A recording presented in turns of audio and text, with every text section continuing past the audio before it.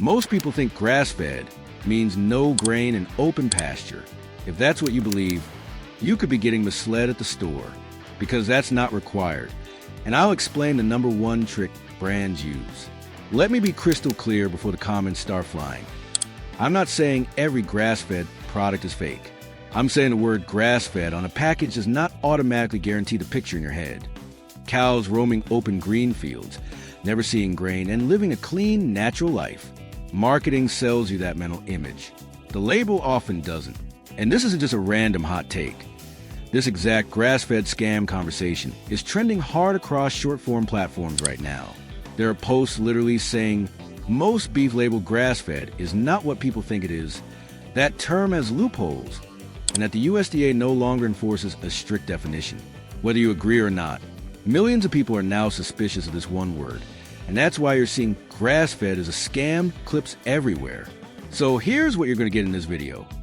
I'm going to explain the system that creates the confusion, the loopholes that keep it alive, and then I'll give you a simple 3-question checklist you can use at a grocery store, butcher shop, or direct from farm website to quickly separate real from sounds real. By the end, you won't need to become a label lawyer. You'll just need to ask better questions. First, the ideal picture. When most people hear grass-fed, they assume 3 things. E1, no grain ever. 2, animals outside on pasture. And 3, the meat is automatically cleaner and healthier. That's the consumer definition. The industry definition is where things get slippery. Now, the real reason you're confused, grass-fed, is one of those terms that sounds like a hard promise, but in practice becomes a paperwork claim. Even a viral post calling a scam usually circle one key idea. The term can be used in ways that still feel misleading to normal shoppers. That's why this topic spreads, because it hits personal stakes. You pay extra. You're trying to do the right thing. And nobody wants to feel played. Let's zoom out for 15 seconds. The USDA's Agricultural Marketing Service, AMS, used to have voluntary marketing claim standards, including a grass-fed marketing claim standard. But AMS withdrew that voluntary standard effective January 12, 2016. That's not a conspiracy. It's in the USDA's own explanation of the withdrawal. This is one reason the internet keeps saying there's no strict definition anymore. People compressed it into it's unregulated. And then creators turn it into it's a scam. But here's the part most outraged clips skip. In the U.S., meat labels and many animal raising claims are tied to USDA's Food Safety and Inspection Service, FSIS, and FSIS's guidance on how establishments substantiate animal raising or environment-related claims.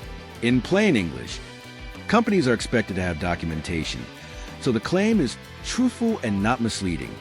That's real, but truthful and not misleading can still create confusion when the consumer's mental picture is far stricter than what the claim actually guarantees. Now we reach the number one trick. The trick is not magic. It's one word: forage. People hear grass, and they picture fresh pasture. But a lot of labeling language centers around grass or forage. In your head, forage sounds like more grass. In practice, forage is broader, and that opens the door to diets and systems that feel nothing like your mental image. The result is the same pattern again and again. The label can be technically acceptable, while the shopper still feels misled. This is why creators keep using the word greenwashing. Greenwashing is basically when a product is marketed as more ethical, more natural, or more environmentally friendly than the reality most consumers imagine.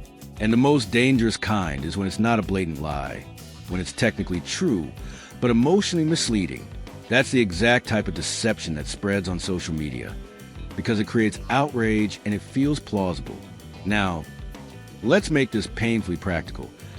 What does a shopper actually experience? You walk into a store. You see green stickers and feel-good words: grass-fed, organic, pasture-raised. You think you're voting with your dollars. You grab a more expensive pack because you're trying to eat cleaner, support better farming, or avoid factory systems. That's the psychology. The label is selling you relief. Good choice, safer choice, smarter choice. And then your brain stops investigating because the label already did the work for you. That's why this topic is so viral. It attacks a deeply personal decision. It says, you didn't just waste money, You made a choice based on a story someone sold you. And nothing spreads faster than a story that mixes money, health, ethics, and betrayal. If you want social proof that people genuinely suspect mislabeling, it's not just TikTok. You can literally find Reddit threads where shoppers accuse stores of mislabeling grain-fed beef as grass-fed and charging premium prices. Whether every claim is correct or not, the point is, the public distrust is real and your audience already feels it. That's why the hook works. That's why people click. Now I'm going to give you a mental model that makes this simple. There are two battles happening at once. The diet words battle grass-fed, grass-finished, forage-based, no grain, etc. The lifestyle conditions battle pasture access, confinement, feedlot time, stocking density, and so on. Most shoppers assume grass-fed includes both battles, diet and lifestyle. In reality, you often need separate verification for each. Let's talk about grass-finished for a second, because this is where confusion explodes. People hear grass-finished and think it's the upgrade, the from start to finish version. And creators often say by grass-finished, not grass-fed. The problem is, terms can be used inconsistently in marketing, and not every term is regulated the way consumers assume. That's why your safest move is not memorizing buzzwords. It's asking the right questions. Now, the organic trap. A lot of people think organic automatically means pasture, and pasture automatically means grass only. It doesn't. Organic can come with real restrictions, like how feed is produced and restrictions on antibiotics and hormones, but it still does not automatically equal 100% grass-fed and finished. And to make the point feel real, there are investigations and controversies in the organic dairy world that highlight the exact same theme. The label can be compliant and still not match the consumer's dream. The Washington Post investigation into organic milk suppliers is one example that gets cited a lot in discussions of industrial-scale organic. So if you're the type of buyer who stacks labels, I'll just buy grass-fed and organic and pasture-raised. I get it. That's the rational response to confusion. But the more labels you stack, the more you should switch from trusting words to trusting verification. That's the only way to keep your expectations aligned with reality. This is where third-party standards come in. There are organizations that publish specific standards and require auditing.